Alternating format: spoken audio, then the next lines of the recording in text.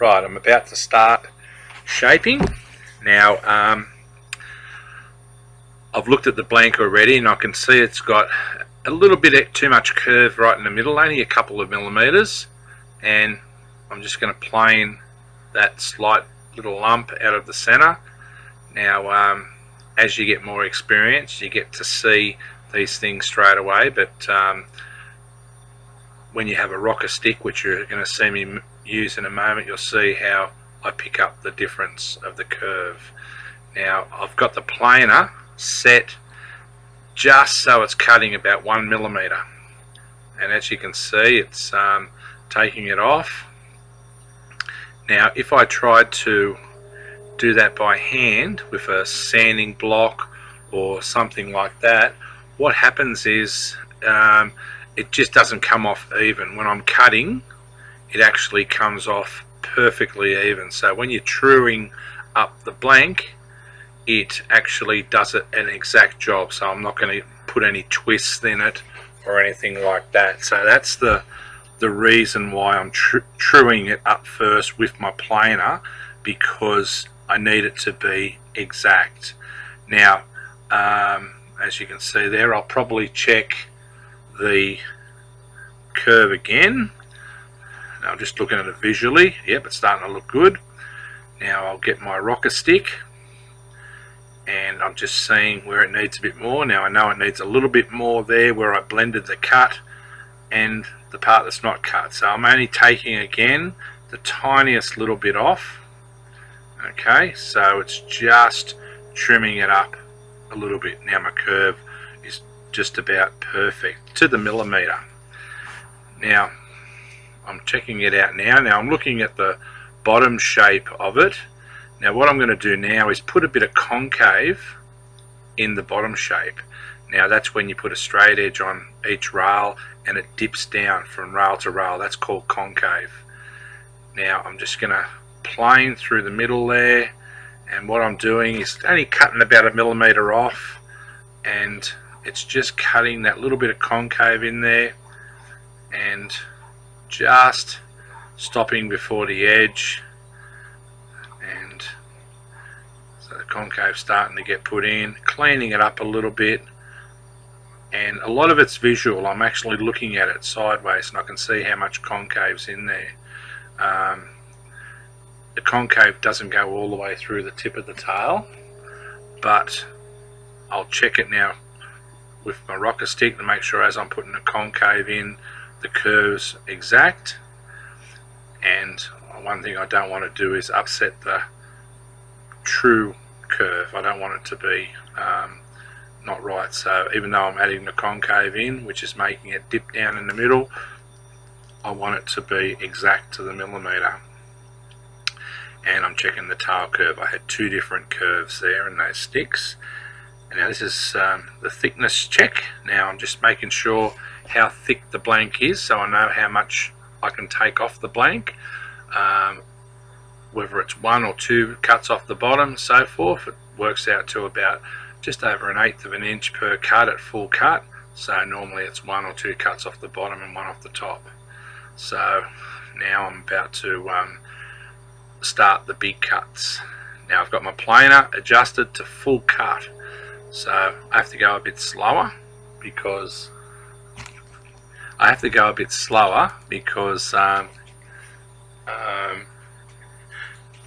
I don't want to tear the blank. And as you can see, I'm moving a lot slower than I was before, because the cut I was doing before, I could afford to be a little bit rough with it, because this cut here is getting rid of any of those marks.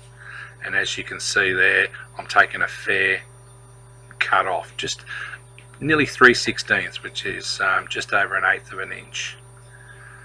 Now I'm cutting towards the center.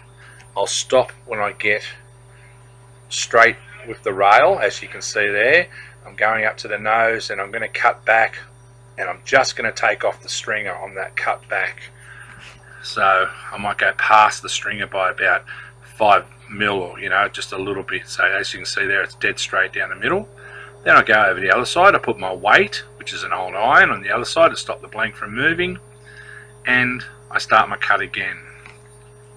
Now the main thing to be looking at here is how I'm moving the planer, and I'm constantly got it on about 45 degrees, 30 degrees when I'm cutting each way. It straightens up towards the end and I go the other way.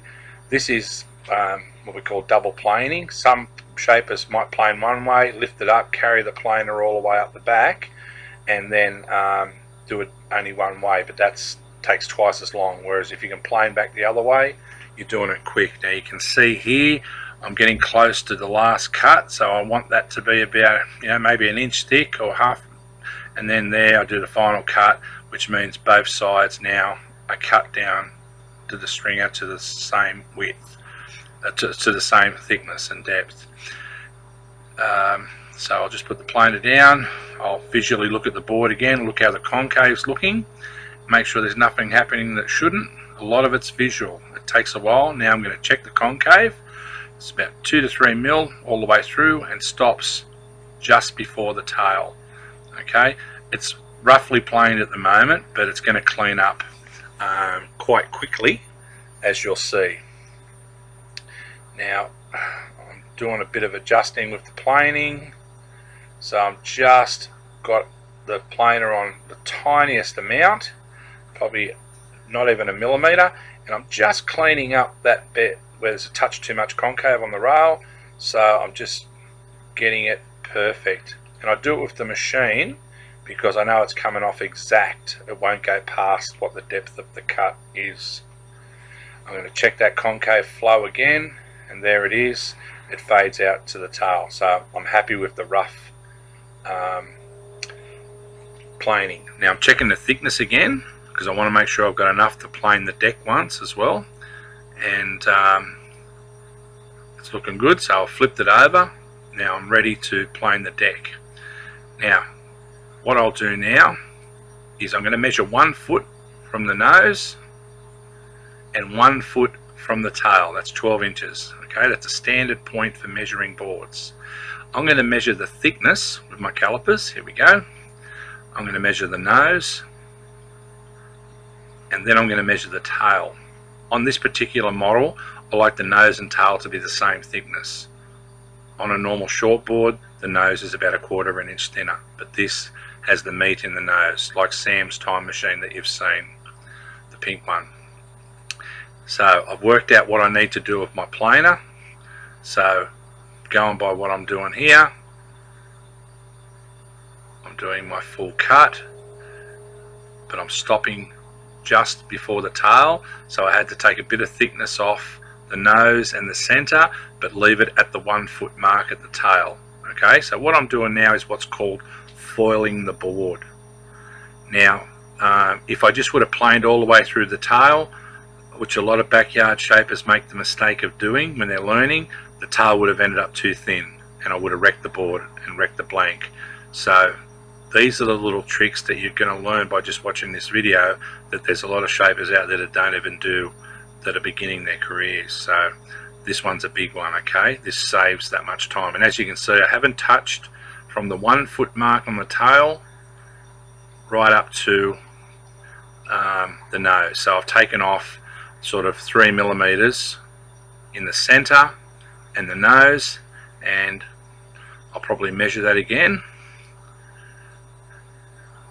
Maybe not, maybe I'm going to be confident that I got it right, so because I'm re-watching this video and I've got a couple of people in the Shaping Bay there with me, watching me, Michael and his son, and then someone's just called me on the phone, so bear with me for a moment. I'm talking on the phone, and as you can see, Michael's son's there as well with earmuffs and safety gear, and that's Michael's board, and he's quite interested. So I do this sort of thing a lot. People want to see how it's done and they find it quite interesting.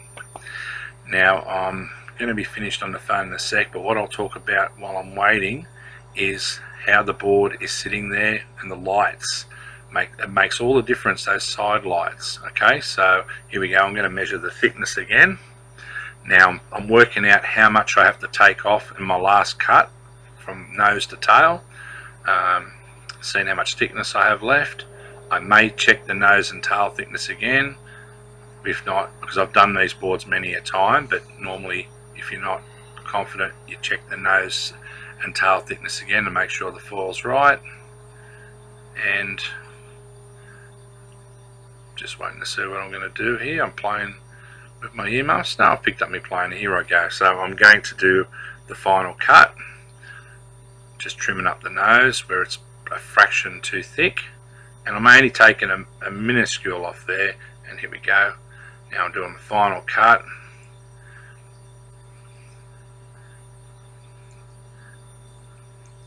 Oh, actually no, it's not, sorry, it's not the final cut. I'm actually taking off a touch more because this blank was an extra thick blank, so I'm having to take off another couple of mil. So there you go, completely forgot that one. But you can see again I'm stopping at the 1 foot mark on the tail, so that meant when I measured the center I still had to take a touch more off, because I remembered what I had to take off the nose, and it was the same obviously as the center, and if I only took a couple of mil off the center I knew the same only went off the nose.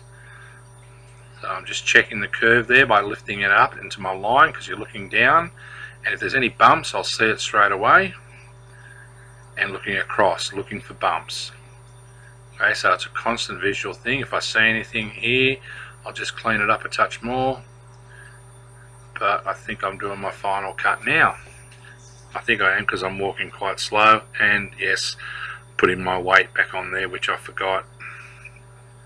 Now as I'm doing this cut I'm actually going quite slow and looking what I'm doing.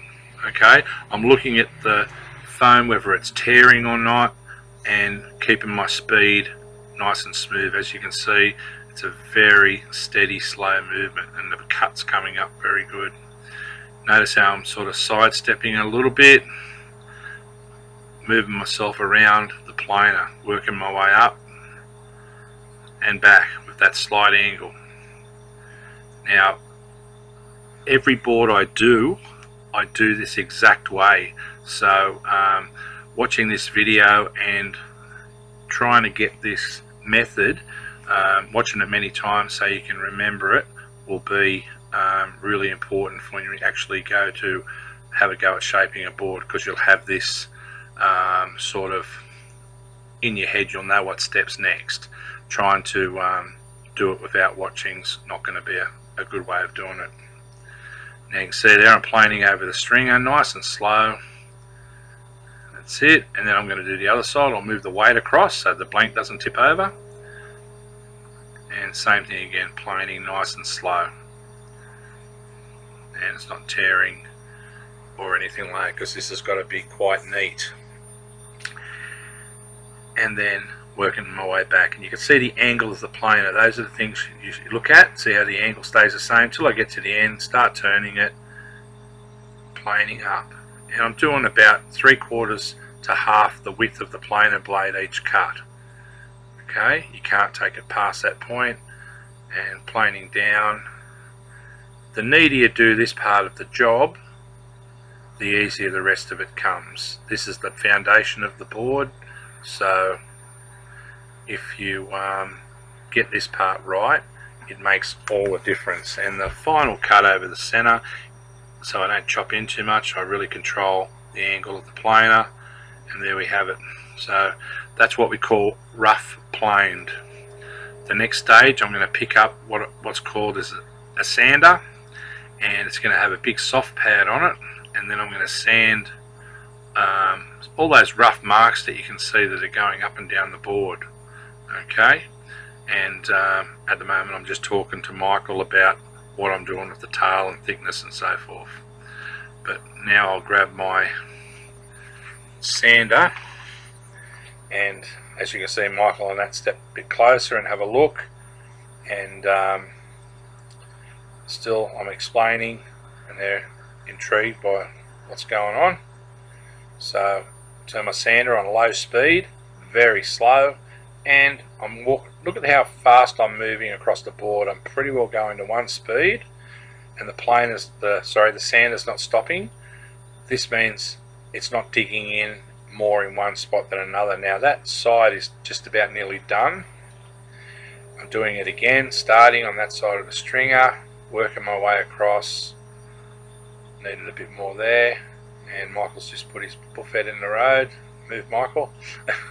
And there, now the deck's done. Now the reason I didn't do that all by hand was it just takes too long. Okay, if you can use a machine like that, and you're still doing it by hand, but get it perfect, because otherwise your arm will wear out once you do a few thousand boards.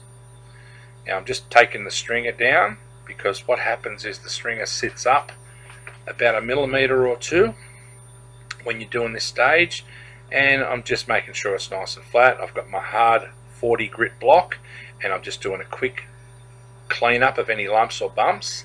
This is a really aggressive block which really takes lumps down really quickly. It's not a finishing block, it's what I do most of my hand sanding with when I'm shaping.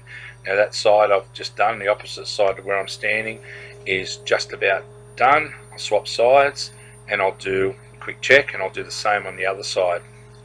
Now I'd only do about 3 or 4 rubs to each area and then move across a bit more. As I'm doing that, tiny little flat spots are blending in beautifully, and you know, everything's coming together nicely. But as I say, that's an aggressive 40 grit block. Okay, that's only used at the start, truing things up. Now you can see how nice and smooth that is, and there's not too many bumps, so the foundation of this board is pretty well right. The video's just jumped ahead because Michael left the room, so I'm just checking the thickness, making sure I've got enough left and it's coming out the right thickness. And now I'm about to, if the thickness is right, I won't have to plane anymore. If I need to do anything else, well, there you go. So it looks like I might have to take a fraction off. So what I'm doing here, I don't actually remember this board because I remember bits of it, but I don't remember the details because I did it a while ago. So I've taken another cut off. So this one's taking off 3/16 again. So that's going to bring it to the final thickness. And looking at that, the cut's coming up nice and clean, and the movements are very definite. You can step and if your feet can stop a little bit, but that planer has to keep moving. That constant flow, it cannot stop. It has to keep going. And even though my feet are a bit jerky, my hands are going at the one speed. So sometimes your hands can move ahead of you, your body can adjust around the planer, but the planer has to be kept moving at the same speed. As you see me planing down the center again, I'm just taking off the stringer, and then I'll do the other side, move the weight over so the board doesn't flip off.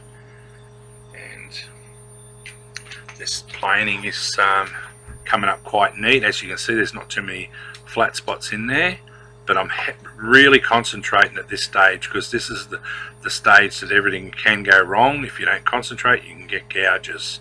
So, but it will be teachable. You will be able to learn it. Okay, now you can see everything's starting to look a lot neater than my first plane, and I'm doing it quite accurate, and I'm making sure I'm leaving the right amount here, because when I go back for this last run, not this one but the one after it, I see I'm leaving about a 1-inch bead there.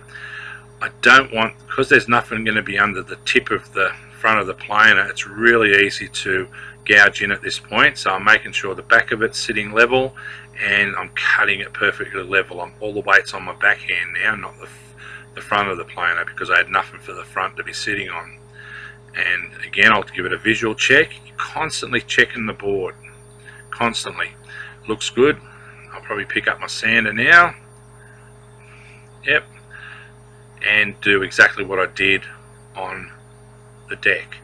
Same movements. Notice how I start at the same spot, just off the stringer, go along, and that's roughly 3 to 4 movements. Same on the other side. Watch where I start. Just overlap the stringer, go along, come back, and then go along the rail, and maybe one more pass if there's a few marks there. That's it. Both sides 3 to 4 times. Never ever change that. It's always the same. Now I'll get the stringer, because it's sitting up a couple of mil or half a mil, so I'm just cleaning up any lumps. Now when I check it with my hand, sliding my hand flat over it, I'll feel any irregularities or any bumps that I don't want there. I may even check it from the side again, which I always do, cleaning off the dust. Constantly checking again. Your eye can pick up with that light so many defects or irregularities. Now I must be happy with that because I'm blowing it down.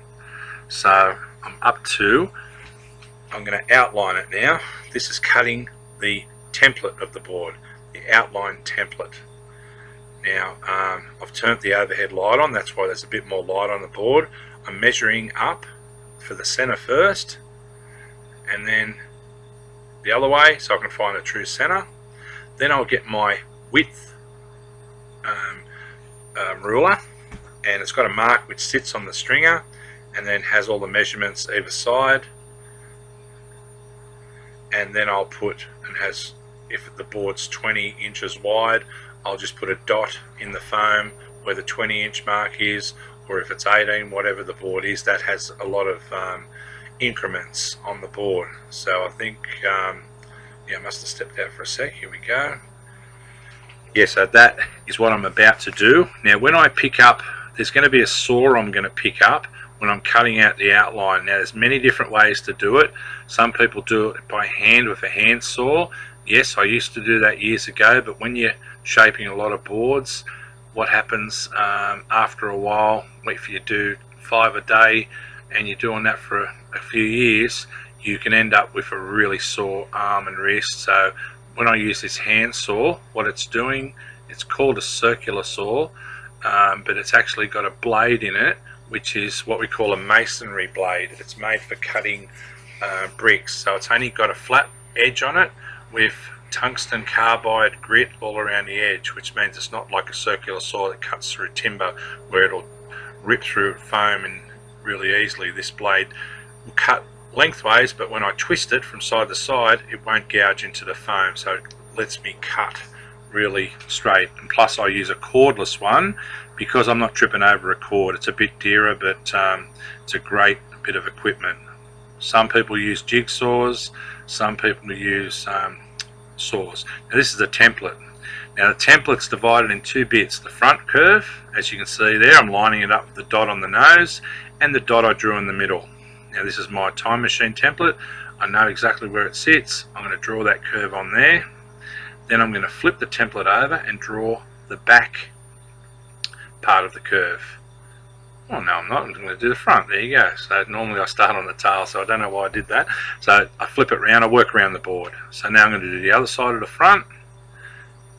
It's on the dot, right through to the center. That template does up to 610. This board I think was 6.2 or something like that. Line it up on the tail to where I'm going. Now this board's going to have a diamond tail, so I'm not going to draw the whole round tail in. I'm only going to draw up to about 8 inches from the back. See how I stop there? Because the curve right up until that point is the same no matter what tail you put on. Line that up there and line that up there. And when I draw that on, I know I've got a perfect outline. Now I'm going to grab another template, which is my diamond tail template of another type of shape, but I use that tail template for all my time machines now, and that's the best template for the time machines now that there is. I'm lining up that curve and the dot, and as you can see, drawing it in there. Flip it over, do the other side. Now that's a perfectly drawn outline which I can repeat over and over. So now I'm going to grab that saw I was talking about, put it on the stand. I move it so I don't cut into the foam rubber, so there's nothing underneath it. There's the saw, and you'll watch how quick it is. And I just cut round and as you can see, it's cutting through quite easy. And just imagine if I was sawing, my arm would be going backwards and forwards. So that's coming along nicely, a nice clean cut. I cut that right pretty well just off the line. I like to clean up as I go, break up the pieces of foam, chuck it straight in a small bin. Some shape and base people leave, they'll have, I remember having 50 pieces in the side of a shape and bake once when I was doing lots of boards. You end up tripping over them. Clean as you go is the best way, and this is a better view for seeing the cut. Because I've got a sharp curve there, I can't go round and then I recut, and there we go, you can see it. And I'm really cutting on that line, and that blade's not gouging in the side, it's just cutting through nicely, right on the line. Oh, that's right, my batteries went flat. So this, sometimes you have to improvise, change what you're doing. Now, because time is money when you're shaping, I know I've only got to do about 3 foot more of cutting, so that means about 4 minutes in the charger, and I'll get enough charge to finish off that cut. So rather than standing around doing nothing, I move on to the next step. So I'm going to cut the diamond tail in. I would normally waited, so this might eat up about 30 seconds. And then I'm going to grab my sanding block and sand the outline of the rail I've already done. And there, a bit of the diamond tail. There you go. And I'm going to go around the rail that I've already done. This is rather than waiting for it to charge, so I'm still on time with my shaping. Now, because I cut it with a machine, that's perfectly square, and I hardly have to block it. It's really easy. I'm just taking off tiny little bits, and I'll look down the rail, and visually I'll be able to see if there's any bumps or lumps, and just waiting for that to be done. So I want to use a bit more time, so I'll snap off the bit of foam where I've cut up to, and I'll probably hand block that first half of the board. So rather than standing there doing nothing, that's just left over from the days of production shaping where time was money, and some old habits die hard. But there you go. So even though I'm waiting for that charge to get charged, I haven't wasted any time, because you're not getting paid for standing around, you're only getting paid for while you're doing stuff. Now, hopefully I've got enough oomph left in that. I think I have, if I can remember correctly. And start her up, and here I go. It's cutting, and it must have gone just, and I did it. So that was only 3 minutes in the charger, and I got the job finished. Took the battery out, and I'll put the battery in the charger. So that's ready for next time. So that meant everything stayed on time. Whenever you're making surfboards, these are the sort of things you have to think about. If you're held up by something else, what else can you do? And it doesn't matter whether you're starting out or been doing it for 30 years. You always got to try and look for ways of being time efficient. Now, I'm getting that rail done. As you can see, I look at it a bit, but I'll probably stand at the back and look down the rail, or stand at the nose and look down the rail on that side I've just done, to look for any bumps. There we go. Looking that side. Oh, pretty happy with it, so obviously I didn't have to look. Now I'm looking at the bottom shape. But again, constantly checking it out, looking for any irregularities. Once you do these things a few times, you start to see any problems. Now I'm doing the final check on the concave to make sure it's exact, because I'm checking it from a different point now, because it's moved in about 1/2 inch to 1 inch where I've cut the foam off, so that can change the depth of concave. Now I'm just adding a bit more in the middle by hand with the little planer, and a little bit more of the sander. So I might have needed to add 1/2 mil there, or maybe 1 millimeter, and that's a quick way of adding it. And then I'll go back to checking it again, and a bit more off with the planer. I'll probably knock the dust off the board, turn it over, bang with my hand, that knocks all the dust off it, and now I check it. So I've got, the dust doesn't get in the road of the light. I'm checking it right up to the tail. Hopefully I've got it right. I'm checking it again. The time you spend here means everything else is right. Now I've just got to take a touch of the concave out. So I'm just taking a touch of the rail down there, you can see there, because the concave has to be exact. And there, and you can see I'm getting it right. I may have to do another adjustment, but it's looking pretty good. Now the next part, I know there's a slight more adjustment. We're only talking a tiny little bit. These bumps stand out a mile, okay, when you're looking down it from the angle I'm looking. Most shapers, if they don't know where to look, they won't see the bumps. By watching this video, you'll see where you've got to look. There you go, I'm checking it now. It should be getting pretty close. Now with this bottom shape, I'm going to have to put a bit of V in the tip of the tail, and then I'm going to have to put double concave in. Now all I'm doing now is cleaning up the single concave. That's all the way through, just making sure it's a bit smoother. This is 80 grit. Okay, I had 80 grit on my sander, but this is rubbing it one direction like this, which means it'll come up a bit smoother. Again, checking it, visually looking down the rail, as you can see. Any spots where I need to take off a fraction, stands out a mile. And doing the other side. When we're sanding, we work on the opposite side because our arm reaches out and it just follows the curve of the outline, as you can see when I'm rubbing from side to side. I'm just blending in the curve right to the edge so the concave's perfect. It's just taking a little while. I'll probably check the bottom concave again to make sure the shape of the concave's good. Yep, here we go. Now I'm working it towards the tail. Now there's a couple of ways I'll probably do this. Just trying to remember, knocking the dust off it. Now I'm checking the back part of the board now. And what I'm going to look at now is I've got to put the V and the double concave in. So I'm checking the blend, how it's blending in the nose. See, I'm just taking little bits out, 1 or 2 rubs, and it gets it perfect.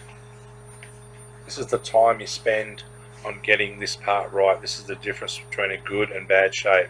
Now I'm putting the V in the back part of the board, the last 8 to 10 inches of the board. So when you put a straight edge on the stringer and the tail, it tips from side to side about 3 or 4 millimeters. And we'll probably be able to see that in the video. There we go, and I'll rock it from side to side, seeing how much is there. Only a slight bit. I may put a bit more in.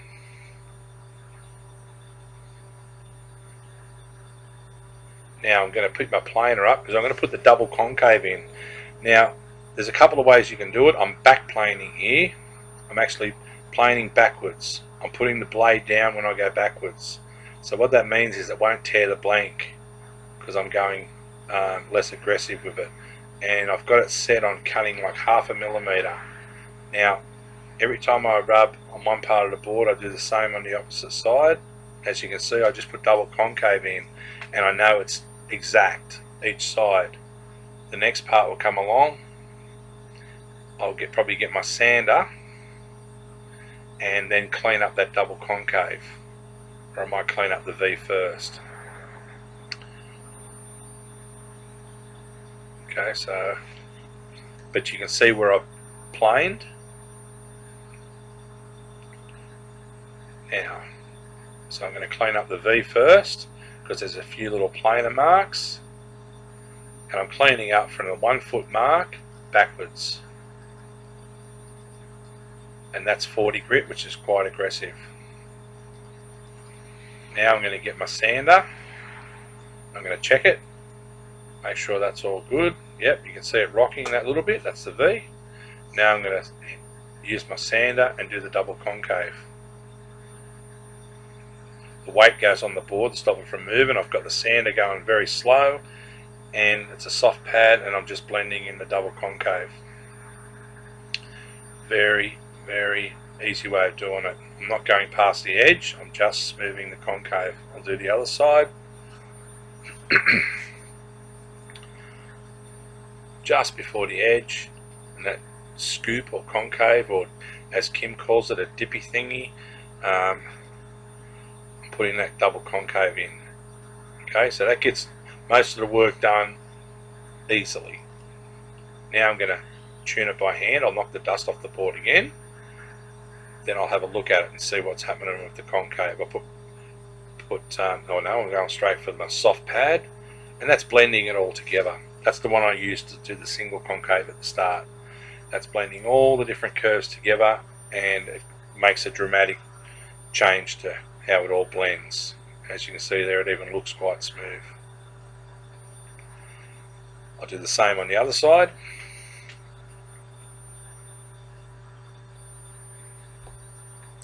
It blends it all in beautifully. And the next thing I'm going to do, I'll get my rocker stick and I'm going to check the curve on the rail from just behind the center through to the tail, because that curve is really important. Okay, and that's where I have my set rocker, which I use on my continuous curve all the time, and that's why the boards go so well. Sorry, I'm just check the concave there and make sure they're both the same depth. I may have to adjust it slightly. That's the double concave between the fins. Sometimes you have to give a bit more here and there. See how close I got. Yep, slight adjustment.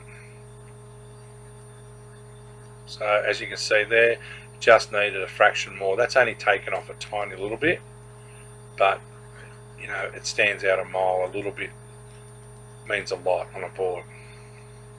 Now I'm going to get that rocker stick and hold it on its rail. Now that curve should be pretty close. There might be a slight bump there, tiniest little irregularity, and I can take it out with the pad. Sometimes I get it perfect straight away, but see there, I had to take a tiny little bit off. I didn't get it perfect straight away. Kim's sitting next to me and she's going, haha. Can't always be perfect. No, but see that, I'm checking that curve now, and tiny more adjustment. This is the important part. This is the difference between a good and a bad board. And I'm checking that curve there, because that's the part that's in the water where it creates all the speed. That's just about right. Looks right. I'm going to check the other rail. See how I'm checking that curve? I know the string is perfect. Now all I'm doing is getting the rail touch off there, and it's blending the concave in all at once. I'm probably only taking off 0.5 millimeter, maybe 1 mil at the most. Put it on, a bit more, but as you can see, I'm checking it to the millimeter. Now this means the exact curves in the drive part of the board where you get all your speed from, and this is the difference between a good board and a bad board. Checking it through the tail, making sure there's no lumps there. I just picked up a little lump there. That's only the slightest, couple of rubs and it's gone. Check it again. And I won't stop doing this part till it is perfect, because if this part's wrong, the board will be crap. You have to get this right. There is no rushing it, but because I did the first parts right, the rest comes, that's pretty easy. Now you look at that, it's starting to look like a pretty nice board. I'm checking the bottom shape. It's looking really good. Now I'm probably up to another final check, making sure the double concave's right where it goes to flat to V, just making sure it comes in at the right point. I want it to be exact, so I'm just slight change there. You can see these tiny little bits, just looking at it, getting it right. If you're not looking for these little things, you don't do a good board. Again, checking it again, making sure it's spot on every couple of inches. Everything's blended perfectly. And then I'm just checking the nose, how the concave finishes on the nose. Even though I know it's right, you just check it just in case. And then the final bit of stringer down. There we go. And then I'll just probably clean that little bit up. Just, I might have needed a touch more concave in the nose there. Normally they have about 2.5 mil. And I'll lift the board up probably and bang all the dust off it, and then check it one last time. Now all that time I spent doing that means the difference between it being perfect and not perfect. There we go, the stringer. Notice how I always take that last bit of the stringer off after I do that bit of sanding. And there's that final check. Sometimes this comes together really quickly, sometimes it takes a bit longer. But everything relies on this being perfect. And then final check of the rails, and you'll see with the later stages why I'm checking this bit so much, because everything relies on this curve being exact.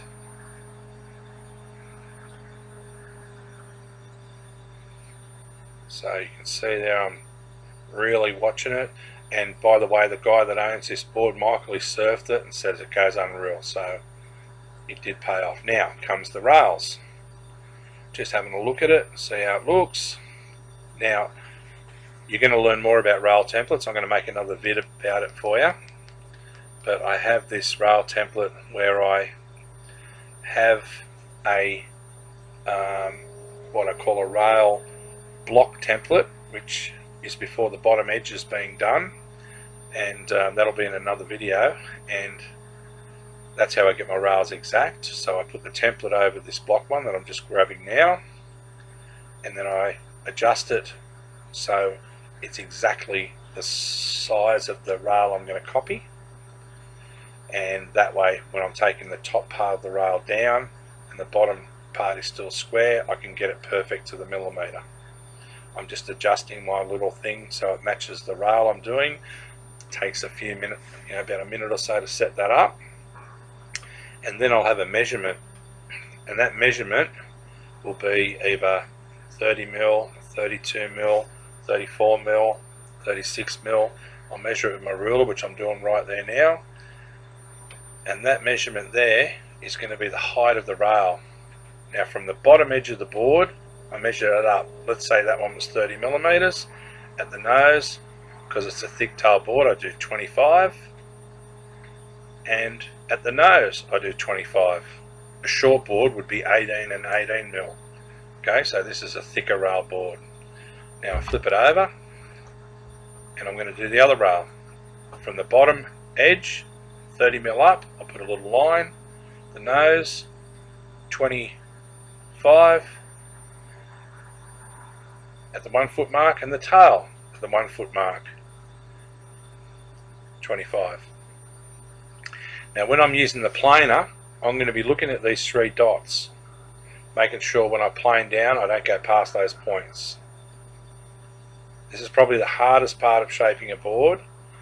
We can do it a bit slower, which I'll teach you to do, but this is the part where a lot of shapers can't do it as quick as what you're about to see. But with these marks and so forth, there's ways we can get you to do this and learn it quickly. I've got the planer on about 2 millimeter cut, just doing little cuts in the center first. Imagine this bevel that I'm trying to cut in. It's going to be more in the middle than in the tail.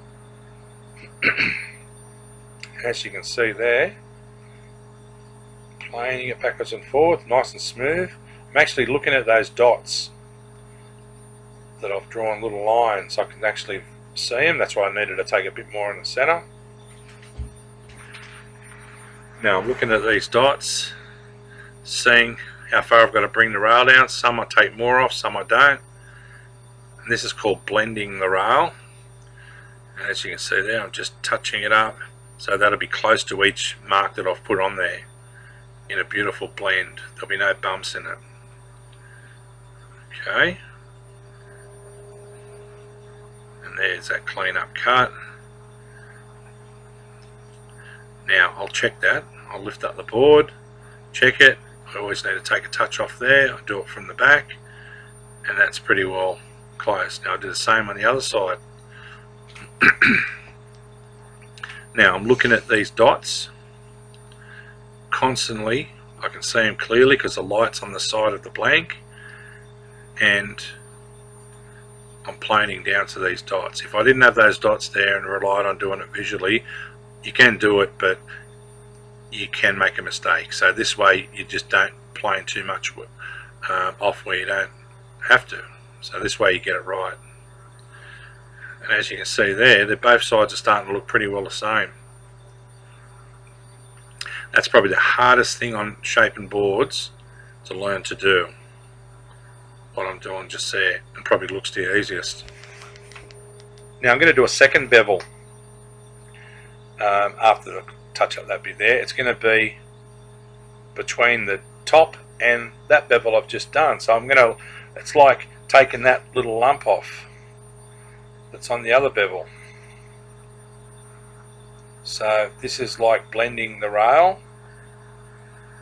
Oh no, this one. Oh no, sorry, yes I am. I'm clean. I forgot this part. I'm actually just taking a touch off the nose because this nose is quite thick.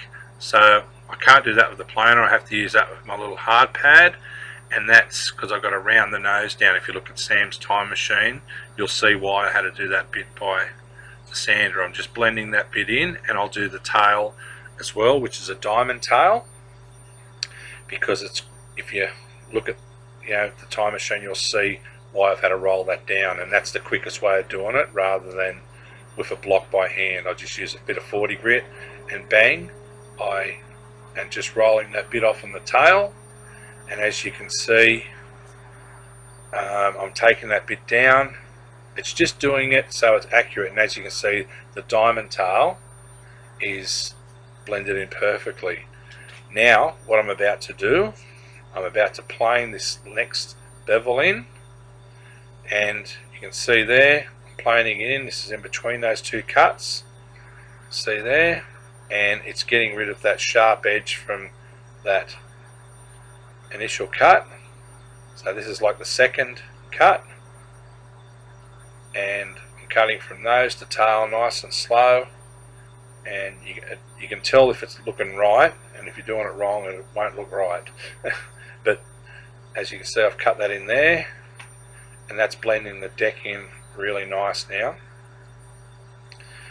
Now after a while you get to know how many cuts to do, but visually you can see when it's going too far and you can see when it's not enough. Now that's starting to be a nice curved sort of deck now with a couple of flat spots there.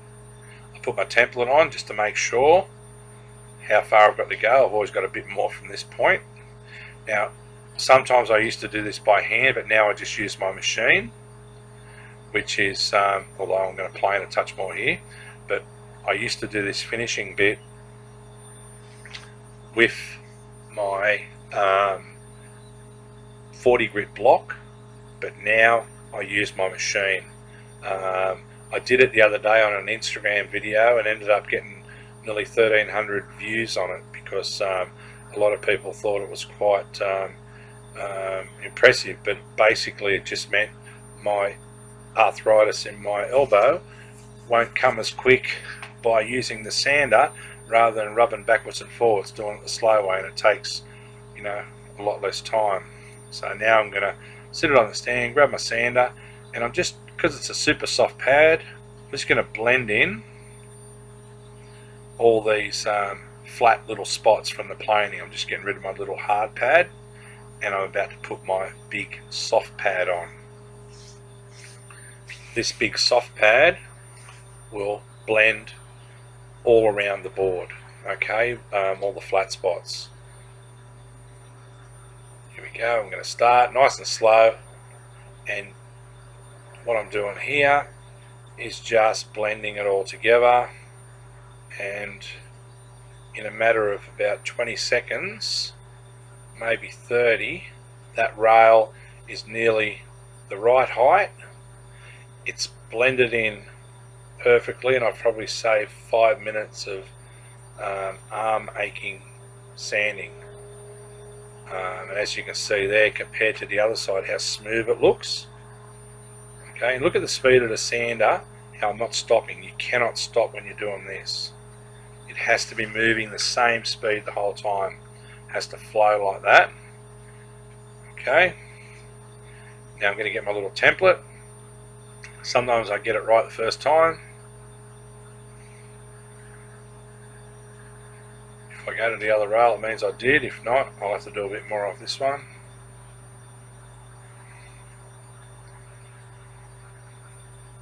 I think someone texted me, so I'm answering their text on my phone, which happens a lot. Okay.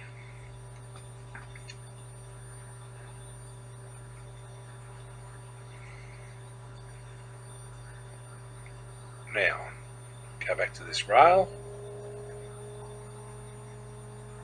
Or am I going back to my text? Yep, this is the boring part of the video. But as you can see with the blending, how much different that right rail looks to the left rail. Heaps. Now, come on, Peter, get off the phone. Kim must have called me. It wasn't me. And looks like I'm looking for something. I've lost my lunch. I've lost something. I should have cut this bit out, but it doesn't matter. But yeah, I think I'm talking on the phone. I must be, or I'm looking for something. Peter's to have a chat. Anyway, righto, here we go. Blowing it down, checking my template.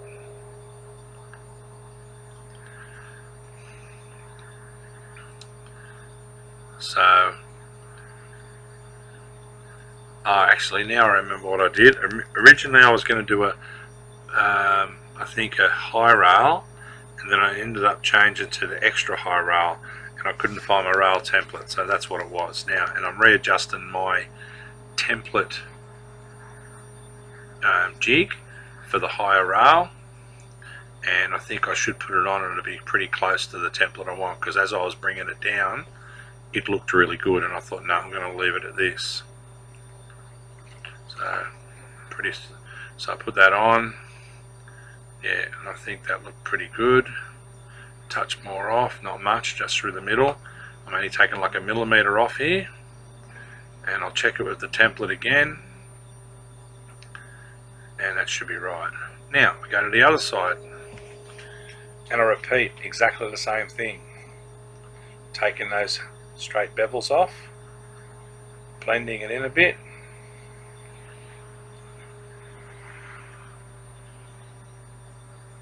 and it's coming up really smooth. The speed of the sander is crucial. You cannot stop or go faster or slower. You have to keep the same speed. And as you can see, I'm blending it in there. I will check it now with the template, and needs a fraction more. It's always easier to take a bit off. You can't put it back on. Okay, that's the number one rule of shaping, because better off doing it a little bit slower and being able to take it off than going too fast and wrecking the board, and then it's useless, and then you've lost money. So I'm checking that. Must be close, maybe a touch more off. We're only talking 1 millimeter here, but that's sanded because it's a soft pad, it's not digging in. Now if you watched me shape a board 5 years ago, I'd be doing exactly the same technique, and probably in 5 years time, because this is the quickest I can do it, and I've done thousands and trying different things, and this seems to be working the best until I learn something better. Now I'm just going to clean up the little bits around the nose and tail that normally just have to be slightly adjusted before I do the bottom edge. It's only fractional stuff here, just so it's all blended in perfect, because it's close to being finished. And we're only talking about 1 mil or 2 here, little lumps, tiny little ones. I'm just making sure that both sides look the same, which I have to do. And it's only on basically the last foot of the nose, and making sure both sides look the same, and the blend off the end is perfect. And then I'll walk up the other end and I'll do exactly the same thing on the tail. Planer, that's just to get rid of the stringer that's been sitting up a little bit. So I'm bringing it down to the same level as the foam, and then I'll clean it up with a block, couple of passes. It's looking pretty good. And now just adjusting it. Again, you notice I'm checking it a few times, making sure it's just right. Your eye will pick up everything each time with the lighting and everything. Now go to the other end and blend all those bits in, making sure the diamond tail, the rail towards the tail is perfect. I've got to get that right. I'm just looking at that, any little irregularities I'm getting out, and I'll do the other side, change hands. Again, looking down the rail, anything that's a bump or whatever will stand out a mile. And then I'll finish off by cleaning up the back of the diamond tail, which I'm doing there, making sure both sides are the same thickness. And then right along the stringer on the diamond tail, I'll start cleaning that bit up as well. So just making sure all the blends are just right, looking down the rail. Anything that's wrong stands out a mile. There we go.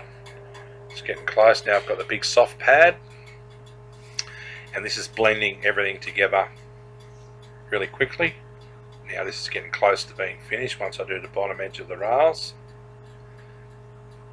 and that's just made the blend from the edge of the rail to the stringer all perfect. And even from this angle, it looks pretty close to being done. And you can see there's a lot of arm movements involved. And now I think I'll do that little bit on the swallowtail, the diamond tail, where I'll go over it, make sure that there's no lumps there. And on the other side. And constantly checking from the side. Anything that's not right stands out. That side, it's looking okay. A little bit there. Now comes the bottom edge. Getting close to being finished. Now right back to the very start, when I was getting that concave and bottom curve and rail and everything right, this is why it's so crucial, because now I'm putting this part in here. If that was wrong, this whole board would be a piece of crap. Now this is the first bevel I'm putting in. It stops about 1.5 foot before the tail. Deepest point is 2 foot back from the nose to the center. Now I've done most of the work of the sander, so what I'll do now is use the block rather than doing it all from the block from the start, because again, it just takes too long and gives you a sore elbow. Checking it, blend's looking good.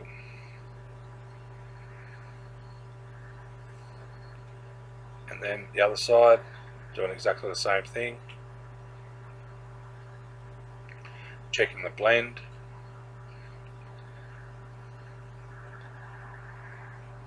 And then I'll probably come up to the tail and check how this bevel finishes, as well as checking it from the nose. And it all comes down to that rail line being perfect on the bottom. And as you can see, I'm constantly looking at it, looking for irregularities. And now I'm doing the second bevel like I did on the deck.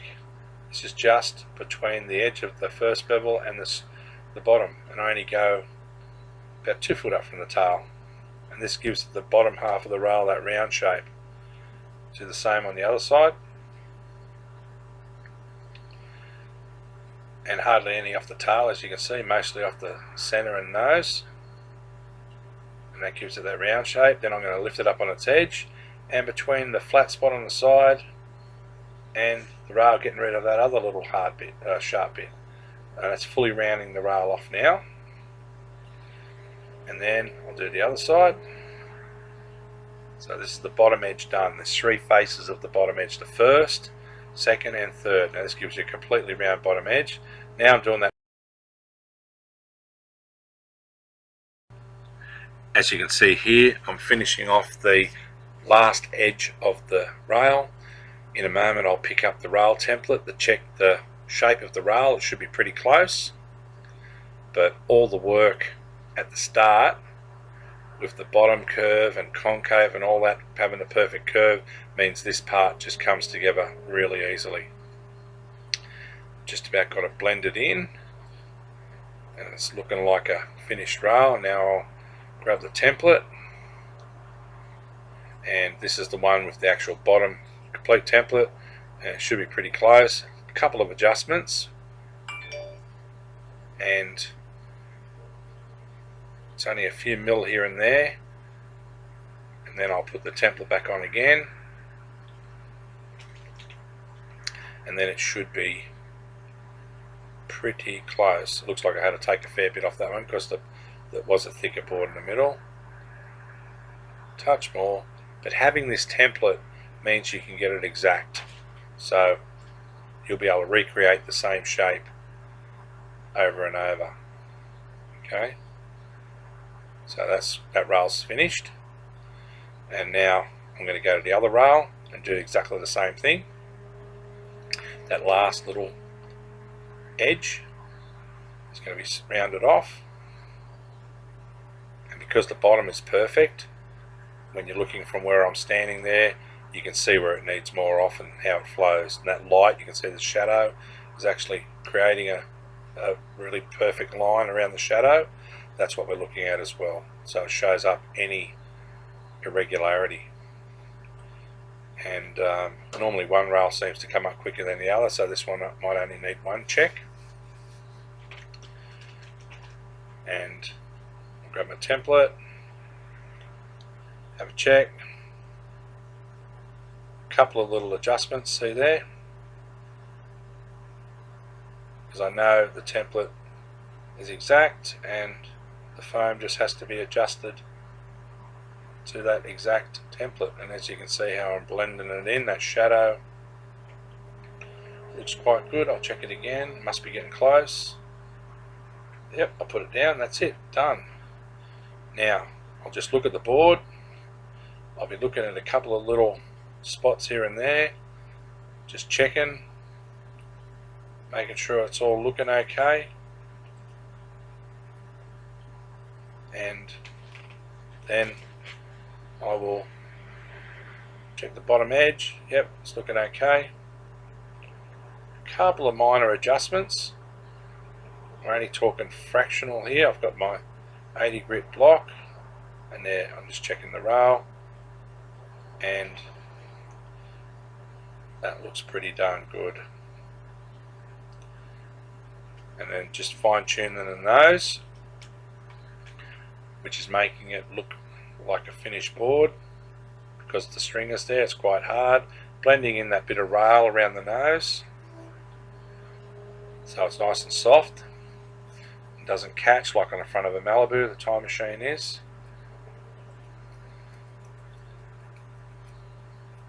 So there's a lot of fine tuning. And then I'll probably grab the gauze in a second and just finish off the rail. So I'm checking all that. Bottom edge and bottom shape of the rail is looking good, which is really important. And just about there. And check it again. So as you can see, there's lots of checking. Now I'm going to grab my gauze, and this is what we call the finishing gauze.